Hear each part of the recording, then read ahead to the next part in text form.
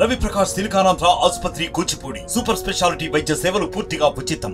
1 जनवरी तो इनका एक ऐसा दिन होता है कि जो लोग 31 दिसंबर पार्टियां मनाते हैं, लेकिन ये वहां आके इंतजार करते हैं कि 1 जनवरी को मैं लोगों से जाके मिलूं ताकि उनके नए साल की उनको बधाई दे पाऊं, उनकी समस्याओं का निदान कर पाऊं और उनके लिए मैं कुछ कर पाऊं। ये मैं इनके साथ सालों से करता आ रहा हूं।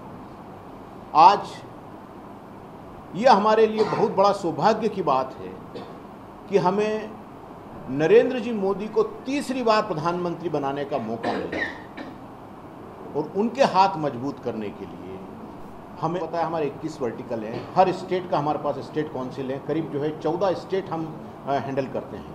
उसमें तेलंगाना भी है क्योंकि यहाँ पे सबसे ज़्यादा हमारे वहाँ NRI रहते हैं। तो हमने एक डॉक्टर सेल बनाया है जिसमें 24 डॉक्टर हैं जो 24 घंटे किसी की भी सेवा करने के लिए तत्पर रहते हैं। उसमें न जात है न कोई पात है, कुछ भी नहीं है। कोई भी व्यक्ति है उसकी हम सेवा करते हैं। कोई ये नहीं देखते कि वो किसको सपोर्ट करता है। ये सबसे बड़ी सेवा होती है। रही बात लीगल की, तो हमारे पास 11 जो है लॉयर्स हैं जो कोई भी लीगल समस्या होती है वो 24 घंटे उसके लिए तैयार रहते हैं। और हमारी एक हेल्पलाइन है जो 24 घंटे आपकी सेवा के लिए तैयार रहती है। लीगल सेल के अंदर यदि किसी ऑनर के साथ कोई इशू है तो हमारे जो लॉयर्स हैं वो उनको सजेस्ट करते हैं। यदि कहीं आपको उसके लिए केस लड़ने की ज़रूरत होती है तो उसके लिए हम लॉयर हायर करके उसका पैसा भी देते हैं। ये हमारी एक मेन सेवा होती है। उसके अलावा यदि किसी को फूड की कोई समस्या है तो 24 घंटे हमारे पास राशन का जो है काम चालू रहता है। उसके अलावा पेक्ड फूड और जो है कुक्ड फूड भी हम लोगों को देते हैं यदि किसी को ज़रूरत होती है तो। ये इंडियन पीपल फोरम का मेन उद्देश्य है। हम वहाँ कोई पॉलिटिकल नहीं है, कुछ भी नहीं है, लेकिन सिर्फ सेवा के नाम से हम जो है ये काम करते हैं। और ये पूरी प्रेरणा हमको हमारे यशस्वी प्रधानमंत्री श्री नरेंद्र जी मोदी से आती है। को यहाँ पे अप्लाई नहीं करने देते हैं। आप लोग, आप ही हैं जो लोगों जाके बताएंगे कि उनका सच क्या है। तो मैं चाहता हूँ कि यही वक्त है, कुछ दिनों की बात है। आप लोग, पहली बात तो आपके प्लेटफॉर्म से मैं ये अपील करना चाहता हूँ कि जैसा यशस्वी प्रधानमंत्री श्री नरेंद्र जी मोदी कहते हैं कि पहले मतदान फिर जलपान, तो 13 तारीख को सुबह सुबह आप बाहर निकलें, वोट करें और अरविंद जी को अपना सांसद फिर से बनाएं। ये सबसे बड़ी जरूरत निजामाबाद की है। గల్ఫ్ బోర్డు కాంగ్రెస్ వాళ్ళు పెడతామన్నారట। మా జీవన్ రెడ్డి గారు ఫస్ట్ నేను మొదలుపెట్టే ముందు 45 సంవత్సరాల రాజకీయ జీవితంలో ఏం పని చేసిరో ఒకటి చెప్పాలి జీవన్ రెడ్డి గారు। ఏమీ లేదు, గుడ్డి సున్నా। రెండోది ఇప్పుడు గల్ఫ్ బోర్డు పెడతామంటున్నారు, నిజాం షుగర్ ఫ్యాక్టరీ తెరుస్తామంటున్నారు 17 సెప్టెంబర్ నాడు। ఈ రెండింటికి కేంద్ర ప్రభుత్వంతో పని ఏముందే? ఈ రెండింటికి కేంద్ర ప్రభుత్వంతో పని ఏమున్నది? రాష్ట్ర ప్రభుత్వం బోర్డు పెడతామంటుంది, నిజాం షుగర్ ఫ్యాక్టరీ రాష్ట్ర ప్రభుత్వం షేర్ హోల్డరు, వాళ్ళు తెలుసుకోవాలి। ఎంపీ ఎలక్షన్లలో ఓట్లాడు కూడా ఎందుకు? ఈ రెండింటికి ఎంపీ ఎలక్షన్లలో ఓట్లాడు ఎందుకు? అంటే ఎంత మభ్యపెట్టిస్తారంటే అలా ఎడారులు ఉన్నారయ్యా, భార్య పిల్లలు తల్లిదండ్రులను వదిలేసి పొట్టగుట్టు కోసం ఎడారులు ఉన్నారయ్యా। వాళ్ళతోటి కూడా మీ పనికి మళ్ళీ దిక్కుమల్ల రాజకీయాల ఏం? జీవన్ రెడ్డి గారు 45 సంవత్సరాల నుంచి రాజకీయాలలో ఉన్నారు, ఎన్నడూ గల్ఫ్ వాళ్ళు యాదికి రాలే మీకు? గల్ఫ్ బోర్డు పెడతా అని ఇప్పుడు వస్తుర్రు। ఇండియన్ పీపుల్ ఫోరంలా జితేంద్ర గారు చెప్పినట్టు 24 మంది డాక్టర్లు, 24 గంటలు 8 మంది లాయర్లు ఫ్రీగా ఎటువంటి లీగల్ ఇష్యూస్ వచ్చినా IPF దృష్టికి వస్తే టేకప్ చేయడానికి సిద్ధంగా ఉంటారు।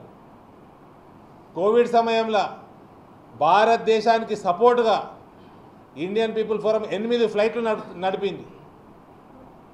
నిన్నగాక మొన్న వచ్చిన వరదలల్లో ఇంటింటికి రేషన్ పంపింది। ఎప్పుడు కూడా సంవత్సరం పొడుగా 365 రోజులు ఎవరికి, ఎందుకంటే చాలా గరీబోళ్ళు వస్తారు ఆడికి, అక్కడ పని చేసుకోనికే చాలా గరీబోళ్ళు ఉంటారు, వాళ్ళకి తిండి ప్రాబ్లం ఉన్న 24 గంటలు 365 రోజులు రెడీగా ఉంటుంది భోజనం వాళ్ళకి ఇయనీకే।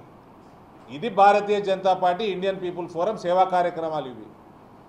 ఎలక్షన్లు రాగానే గల్ఫ్ బోర్డు పెడతా అని నువ్వు ఎన్నికల ప్రణాళికలు పెట్టినావా? నీ రాష్ట్రం ఎన్నికల ప్రణాళికల పెట్టినావా? కొద్దిగా 74 ఏళ్ళు 75 ఏళ్ళు వయసు జీవన్ రెడ్డి గారు ఇప్పటికన్నా ఈ చిల్లర రాజకీయాలు మానుకోండి. గల్ఫ్లో ఎడారులు ఉన్నారు వాళ్ళు. మీరు చేసిన మీ ప్రభుత్వాలు చేసిన నిర్వాహకంకి ఉద్యోగ అవకాశాలు లేకుండా అందరూ అక్కడ పోయిండ్రు. వాళ్ళతోటి కూడా చిల్లర మల్ల రాజకీయాల.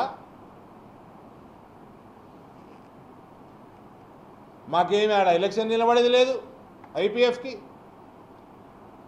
మేమేం సంపాదించేది లేదు.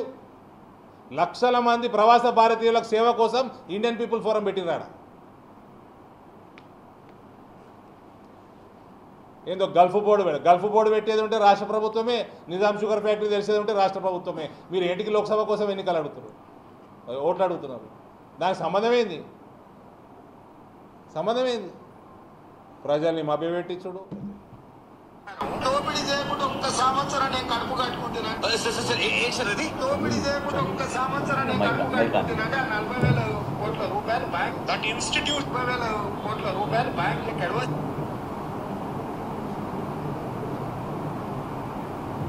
అధికారం. దోపిడీ చేయకుండా ఒక్క సంవత్సరం నేను కడుపు కట్టుకుంటున్నాను.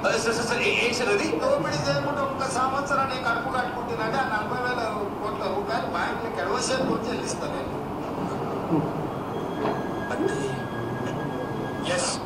రుణం చేయకపోతే మాకెందుకే అధికారం? దోపిడీ చేయకుండా ఒక్క సంవత్సరం నేను కడుపు కట్టుకుంటున్నాను. దోపిడీ చేయకుండా ఒక్క సంవత్సరం నేను కడుపు కట్టుకుంటున్నాను. 40,000 కోట్ల రూపాయలు बैंक में कैडवसेट कौन से लिस्ट बने? सर हमारे चीफ मिनिस्टर साहब क्या बोल रहे हैं, 1 साल मैं करप्शन नहीं करे तो 40,000 करोड़ रुपए बचेंगे और मैं हम किसानों में बांटेंगे। तो उनको पता है 1 साल करप्शन करे तो रेवंत जी कितने पैसे कमाएंगे, तो कैलकुलेशन करके रखे वो कैलकुलेशन చేసి పెట్టిండు రేవంత్ రెడ్డి। ఒక్క సంవత్సరం ఆయన ముఖ్యమంత్రి ఉంటే 40,000 కోట్లు సంపాదిస్తారట।